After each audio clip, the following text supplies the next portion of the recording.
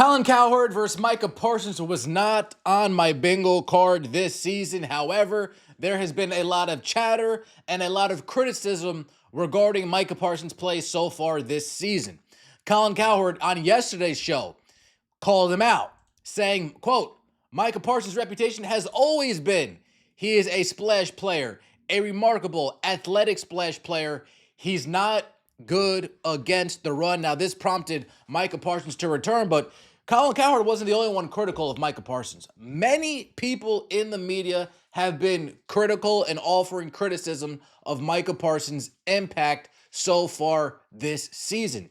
Just yesterday, Joe McCoy and Talib on the arena, they went back and forth going after MICAH Parsons, with one playing the critical role and one playing the "I'm going to offer him a life raft" role. But MICAH Parsons didn't respond to them. He chose to respond to Colin Cowherd. We're going to get into both criticisms, but let's hear what Colin Cowherd had to say first in response to MICAH's response. So I've always had a rule on my show, basically. I have opinions, and you can have opinion on my opinion.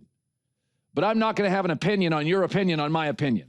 I'll make an exception because I think this is instructive. So I said the other day, I said, MICAH Parsons is a stud athlete, but through the years, this summer I had a conversation with a general manager, and he said, don't be surprised if Dallas moves off him, even though he's in his prime, because he's not a versatile player. He's a great athlete and a great player, and he's going to be a Hall of Famer.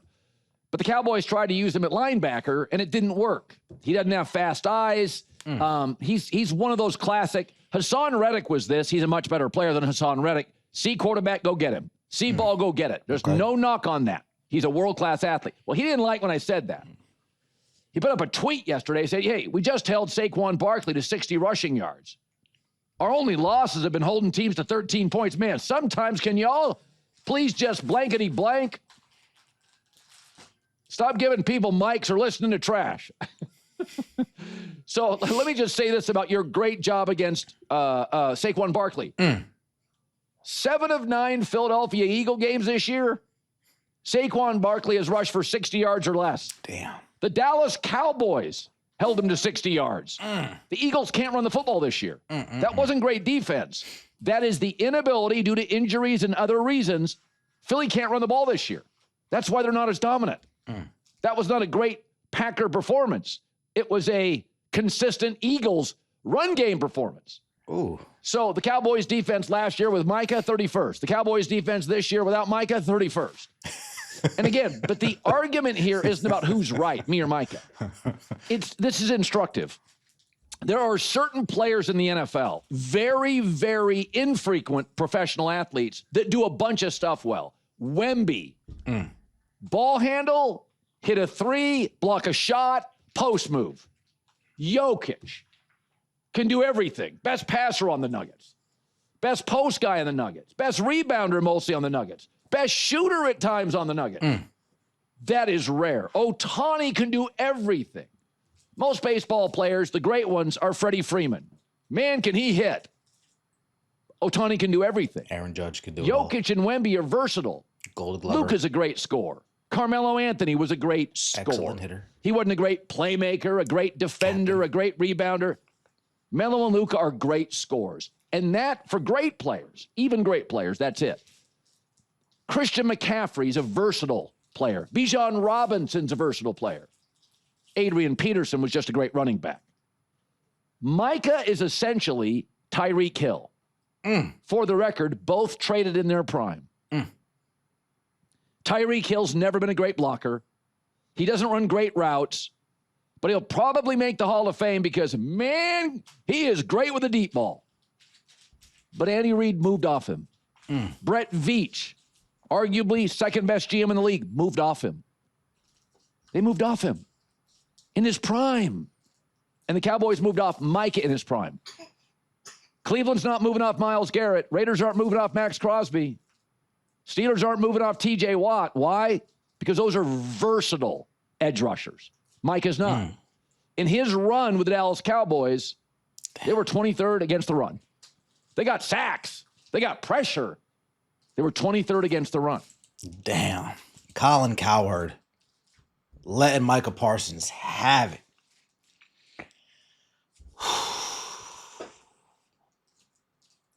Let me know your thoughts in the comment section below. Like I said, he wasn't the only one offering some criticism on Micah Parsons. He's an all-pro outside linebacker taking on one-on-one blocks. Playing against 2 all-pros. So that means you stop being violent with your sheds? Is he stopping on plays? Yes. Is he shedding violently? Did no. they run the ball at him? They did. Sometimes they ran away. Did he play good when they ran the ball at him? No. I said I watched the All-22. You going off what you watched on TV. I went and watched I have to watch the All-22 on TV. The line is right there. You watch the All-22 to see the f***ing DBs in the wideout. I don't know the techniques and the ins and outs of being a corner. Same with D-line. You don't know. I do know. It's not rocket science. Where is your hand placement in the run? Where are your hands supposed to be? On the chest. So no, it's not. No, it's not. That tells me you don't know. You giving them a minus on that play because his hands right here? I'm grading what he did last night. Bro, what big run did they have running at Parsons? When you was watching this All-22, did they have a big run running at Parsons? So that's him? That's all Parsons? Hell yeah! They probably ain't paying no attention to what the offense was doing because D linemen don't do that. You can't say what I don't do. D linemen put their hand down, go to their gap. See, that's what we not going to do. That's how I made my money, is knowing what to do. We got to call games up front. Who you think is calling out the formation? These the only ones who think. I'm not going to sit here and let you say D linemen don't have to think. I know I was a thinker. I studied everything. Why you think my get off the way it was? That don't got nothing to do with watching film? No film don't give you no get off. Why come it don't? It don't. Why come it don't? Because that's a natural reaction. Tell me what Matt Ryan's trigger was for the get off. Since you know so much, tell me. I don't know. His knees flared out. Why didn't the next to you do that? You ain't tell him next to you, hey, when his knees flare out. Yes, I told him that. Why he ain't look like you then? Because he ain't me. Because God gave you that. But you know what? Who figured it out? I did from watching. I had to know everything that was happening. You know why I was ahead and able to jump stuff? Because I knew what was coming before it happened. So my get off is comparable to Aaron Donald's when they're matching how fast a person get offs because I'm as gifted as him. Well, I'm not giving Parsons a minus because his hands is in the chest. And that's why you grade the way you grade, and I graded as a defensive lineman. Okay, Gerald, is Micah a physical football player? No. Okay, thank you. Damn. That got heated. Gerald McCoy. Gerald McCoy was a hell of a defensive lineman. Talib, lockdown corner, shutdown corner, one of the better cornerbacks of the last 15 or so years, I would say.